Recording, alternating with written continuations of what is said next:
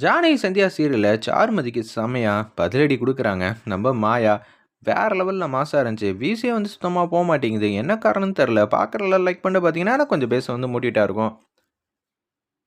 வீட்டிலேருந்து எல்லாரும் வந்து கிளம்புறாங்க. மாப்பிள்ளை வீட்டிலேருந்து வந்துடுறாங்க. நாங்கள் பொண்ணுக்கு வந்து விசேஷம் வந்து வச்சுருக்கோம்.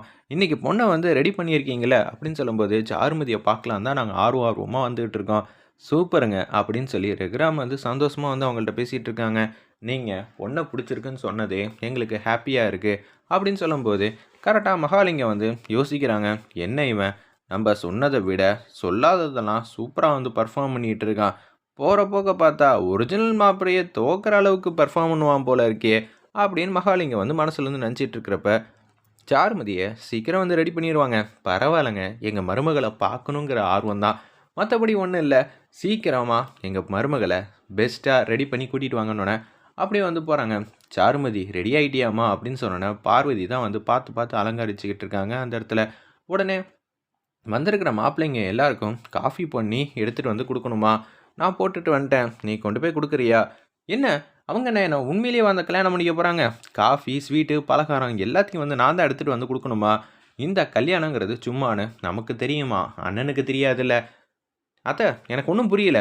அவனுக்கு தான் என்னை கட்டி கொடுக்க போகிறீங்களா, இல்லை உங்கள் பையனுக்கு என்ன கட்டி கொடுக்க போகிறீங்களா? என்ன நினச்சிட்டு இருக்கீங்க? என் மேலே கோவப்படுறதெல்லாம் என்னால் புரிஞ்சிக்க முடியாமல் இல்லை, எனக்கு நல்லாவே தெரியுது. நீ தான் வந்து தயவு செஞ்சு எனக்காக போகணுமா அப்படின்னு சொன்னோன்னே கூலிங் கிளாஸை போடாமையே அந்த இடத்துல நம்ம சாருமதி மாட்டுக்கும் காஃபி டம்ளர் எடுத்துகிட்டு கரெக்டாக வராங்க. அது மட்டும் இல்லாமல் யாரோட உதவியும் இல்லாமல் டம்ளர் எடுத்துகிட்டு அவங்கவுங்க முன்னாடி வந்து நீட்டுறாங்க. மணி இந்த விஷயத்தை வந்து பார்த்துட்டாங்க.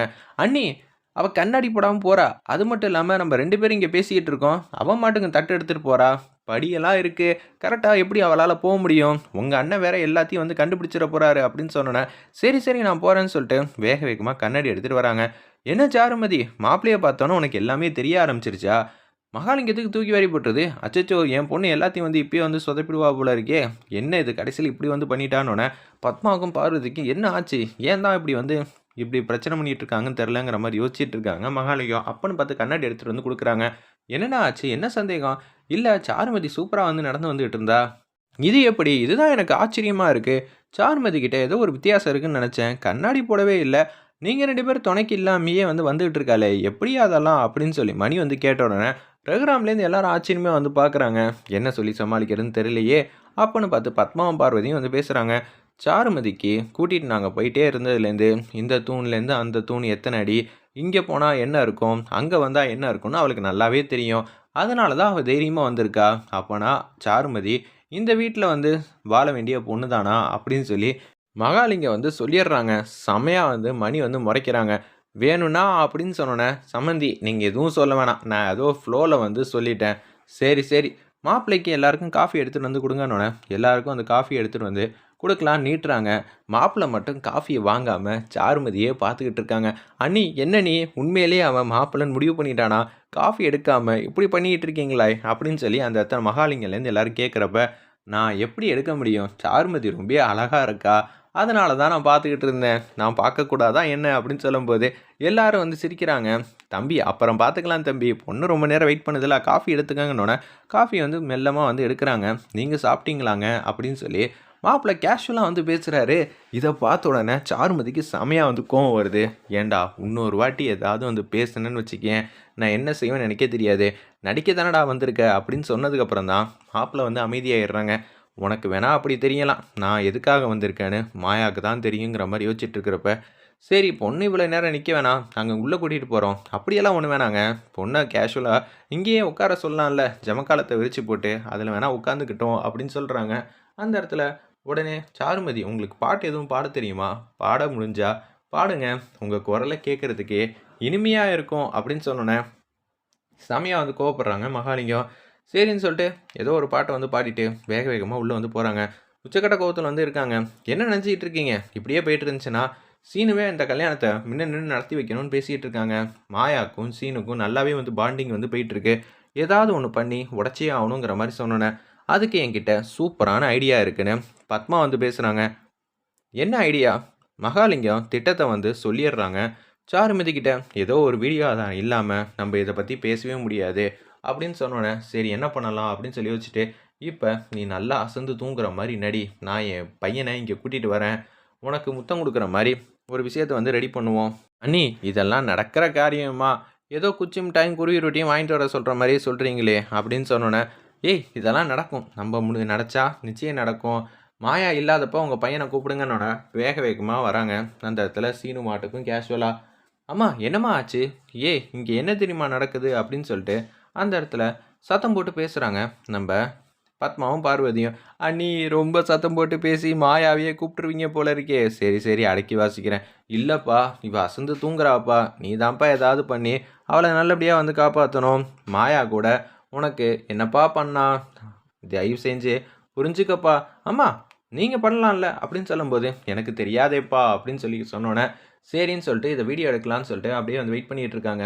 சீனு வேற வழியே இல்லாம, முத்தம் குடுக்கலாமா அப்படின்னு சொல்லி யோசிக்கிறாங்க. சரி நம்ம முயற்சி பண்ணுவோம்னு சொல்லிட்டு அப்படியே முத்தம் குடுக்கலான்னு வராங்க.